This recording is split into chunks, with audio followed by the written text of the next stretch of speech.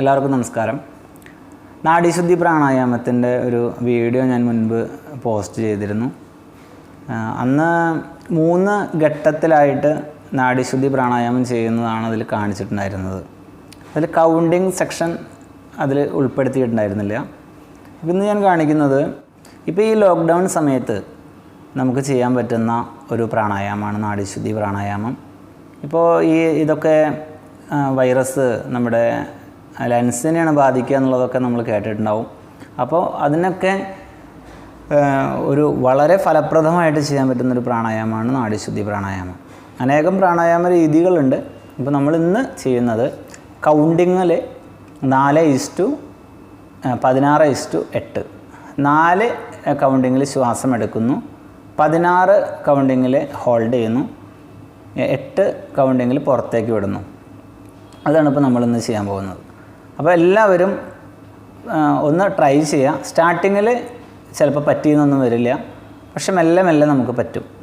Maximum പുറത്ത് നല്ല ശ്വാസം കിട്ടുന്ന നല്ല വായുസഞ്ചാരമുള്ള സ്ഥലത്തിരുന്നിട്ട് ചെയ്യുകയാണെങ്കിൽ വളരെ അത്യുത്തമമാണ്. ഞാനിതിൽ 1 പ്രാവശ്യം 1-2 പ്രാവശ്യം കാണിക്കാം, പിന്നെ അതിന് ശേഷം നമ്മൾ പ്രാക്ടീസ് ചെയ്യണം. അപ്പോൾ നമുക്കിത് എങ്ങനെയാണ് ചെയ്യുക എന്നുള്ളതൊന്ന് നമുക്ക് നോക്കാം.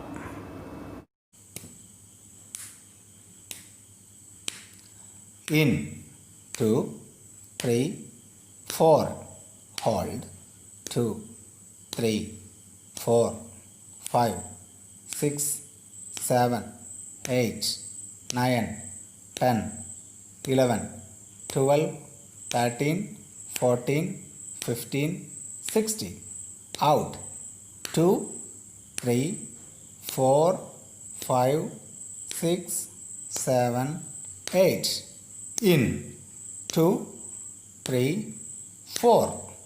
Hold 2, 3, 4, 5, 6, 7, 8, 9, 10, 11, 12, 13, 14, 15, 16. Out 2, 3, 4, 5, 6, 7, 8. In 2, 3, 4. Hold 2, 3, 4, 5, 6, 7, 8, 9, 10, 11, 12, 13, 14, 15, 16. Out 2, 3, 4, 5, 6, 7, 8. In 2, 3, 4. Hold 2, 3, 4, 5, 6, 7, 8, 9, 10, 11, 12, 13, 14, 15, 16. Out 2, 3, 4, 5, 6, 7, 8. And relax.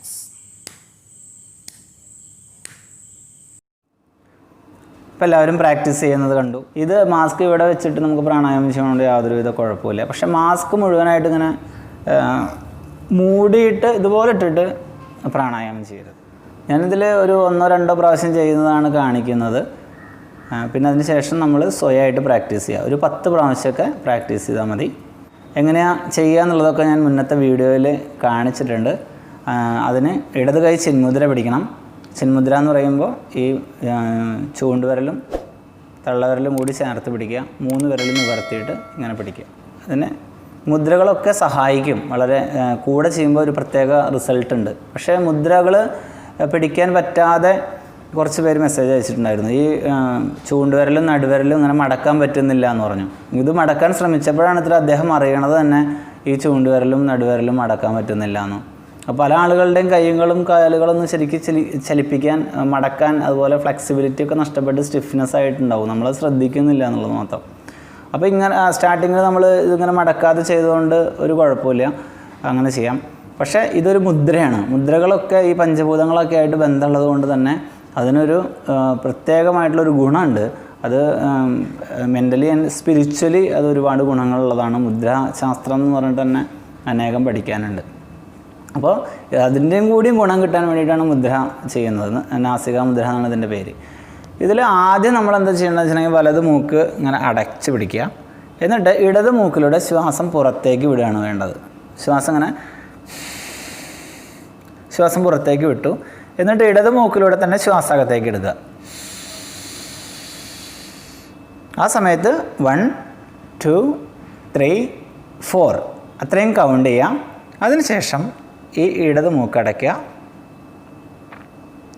2 മൂക്കും അടച്ച് പിടിക്കുക. എന്നിട്ട് 1 2 3 4 അങ്ങനെ 16 വരെ 16 വരെ കൗണ്ട് ചെയ്യുക. അതിനുശേഷം ഇങ്ങനെ ഹോൾഡ് ചെയ്തിട്ടുള്ളതിൽ ഈ വലത് മൂക്കിൻ്റെ അവിടെ അടച്ചു പിടിച്ചിട്ടുള്ള തള്ളവിരൽ റിലീസ് ചെയ്യുക. എന്നിട്ട് ഇതിൽ അങ്ങനെ ശ്വാസം പുറത്തേക്ക് വിടുക.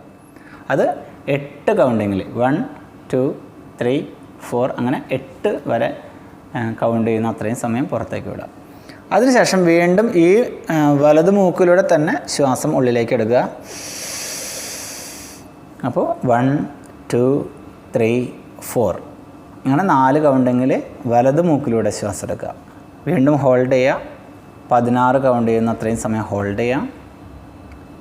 ഇടത് മൂക്ക് മോതിരവിരലുകൊണ്ട് തുറന്ന് പുറത്തേക്ക് വിടുന്ന സമയത്ത് 8 കൗണ്ടിങ്ങിൽ ശ്വാസം പുറത്തേക്ക് വിടാം.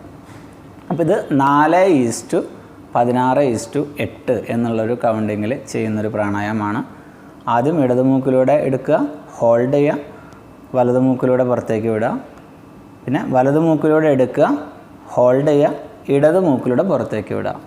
അപ്പോൾ 1 പ്രാവശ്യമായി. അങ്ങനെ ഒരു 10 പ്രാവശ്യം പ്രാക്ടീസ് ചെയ്യുക. അതിനുശേഷം 2 കൈകളും ചിന്മുദ്ര പിടിക്കുക. എന്നിട്ട് നമ്മുടെ നോർമൽ ബ്രീത്ത്, ഡീപ്പ് ബ്രീത്ത് എടുത്ത് വളരെ സാവധാനം ശ്വാസം പുറത്തേക്ക് വിടുന്ന അത്രയും സമയം, ഒരു 10 ശ്വാസം എടുത്ത് വിടുന്ന അത്ര സമയമെങ്കിലും വെറുതെ ഇരിക്കുക. തുടക്കത്തിലും ഇതുപോലെ തന്നെ വെറുതെ കുറച്ച് നേരം ഇരിക്കുക. ഡീപ്പ് ശ്വാസം എടുത്ത് വിട്ടുകൊണ്ട് കുറച്ച് നേരം ഇരിക്കുക. അല്ലാതെ പെട്ടെന്ന് തന്നെ പോയിട്ട് ഒരിക്കലും അടച്ചു പിടിച്ച് പെട്ടെന്ന് വലിക്കുക, പെട്ടെന്ന് കുറേ സമയം ഹോൾഡ് ചെയ്യുക, ഒരു വ്യവസ്ഥയില്ലാത്ത പോലെ പുറത്തേക്ക് വിടുക, അങ്ങനെയുള്ള സംഭവങ്ങളൊന്നും ചെയ്യരുത്. പിന്നെ ഇതിനെക്കുറിച്ച് യാതൊരുവിധ ഐഡിയ ഇല്ലാതെ ആദ്യമായിട്ടാണ് ഇത് പ്രാക്ടീസ് ചെയ്യണമെന്ന് വെച്ചിട്ടുണ്ടെങ്കിൽ ഒരിക്കലും ഇത് ഏതെങ്കിലും ഒരു മാസ്റ്ററുടെ കീഴിലല്ലാതെ പ്രാക്ടീസ് ചെയ്യരുത്. ഒന്നും അറിയാത്ത ആളുകൾ, യോഗേനെക്കുറിച്ച് യാതൊരുവിധ ഐഡിയ ഇല്ലാത്ത ആളുകൾ നമ്മൾ യൂട്യൂബ് ചാനലിലോ അല്ലെങ്കിൽ ഇത്തരം ആരെങ്കിലും പറയുന്നത് കേട്ട് മാത്രമായിട്ട് ഇടത് മൂക്കിലൂടെ ശ്വാസം എടുത്തു, കുറേ സമയം ഹോൾഡ് ചെയ്തു, വലത് മൂക്കിലൂടെ ശ്വാസം പുറത്തേക്ക് വിട്ടു, അങ്ങനെ ഒന്നും നമ്മൾ ചെയ്യരുത്.